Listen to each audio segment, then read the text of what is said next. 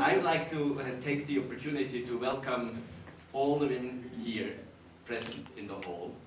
But through you, I would like to salute also the women in the world. This is a very special day because it's the 100th Jubilee of the Women's Day. Of course, I would like to welcome very particularly Anuradha Koirala. She is, as we know, a CNN hero. But for us, I think, we have to celebrate her as a champion and as a role model. She is a few but very important examples, and that's why we have to emphasize. An example showing what is possible for a woman with determination, with strong will. In the Hindu Kush-Himalayas, we have ethnic groups where women traditionally played a different role. Where they're playing a different role right now. We have in Tibet, we have in the mountain valleys, situations where women, the status of women is completely different. And I think we should learn from these examples. And we should use these examples for our area, for our work. I hope that all the women present here will help us to push our institution, will push us in our daily life to be more sensitive, to be more egalitarian, to give more possibilities to women in our institution and in society. Thank you very much. Namaste and happy Women's Day. Thank you, Mrs. Koirala, our founder chairperson. I would like to thank her to giving us this opportunity to read this paper on behalf of her. I am Janet Gurung, working as Program Officer in Maiti, Nepal since 10 years. Firstly, I would like to say sorry for not being able to speak, but hopefully you will understand and support what I have written down in my speech, and I also feel that this is the beginning of a relationship. Human trafficking is a widespread problem in Nepal. It prevails in all the region, the Rai Hills and the mountains.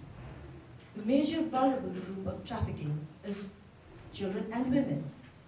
They face various problems such as socio-economic problems, climatic and adaptational problems.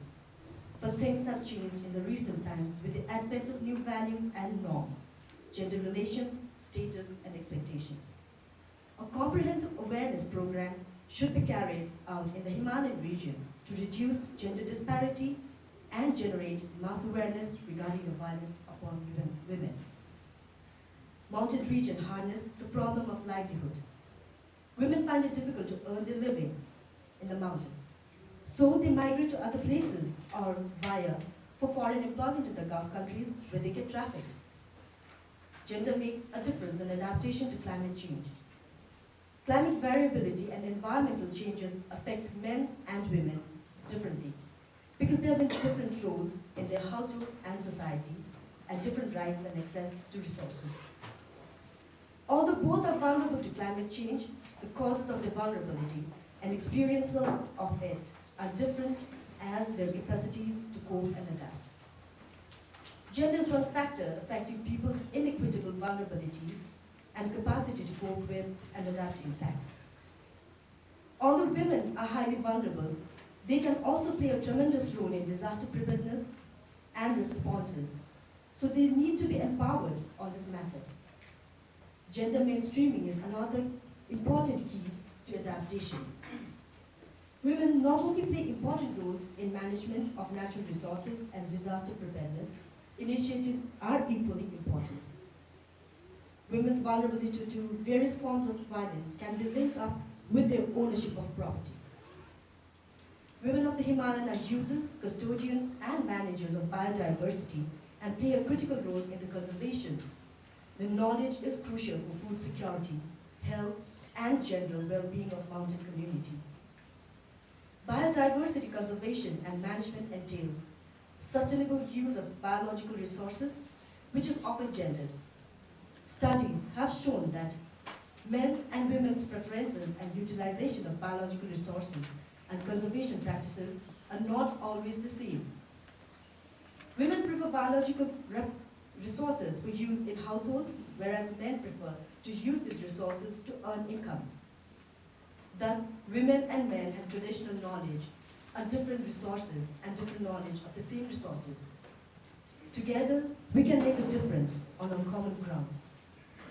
We look forward to translate this assumption into reality and would like to ask you all to join hands to act now. Thank you. What is International Women's Day to the world, and what does it mean to the region, the Hindu Kush-Himalayas, and what does it mean to ICIMOD? For the world, it was created during a time when women had practically no rights. They had no right to vote, they had unequal pay, long working hours, lack of political representation, no property rights. In fact, women were the property of men. This was 100 years ago. Some people have also asked me, did the UN create International Women's Day? And the answer is no. It was created in 1911, so it predates the United Nations, pre-World War I, pre-World War II, 100 years ago. So this year is really a special day because we're celebrating 100 years of women's achievements. For ICIMOD, it's truly a celebration of women's contributions, their knowledge, their expertise, their incredible work, and their achievements at the center and in the region. We also want to honor the achievements of women in our regional member countries, our partner organizations, at policy level, grassroots women who work every day in rice fields, in agricultural fields, in pastures, on mountain slopes. We want to honor all of them. So I just want to take this moment, we'll be doing this many times today, but to really honor the women that are here.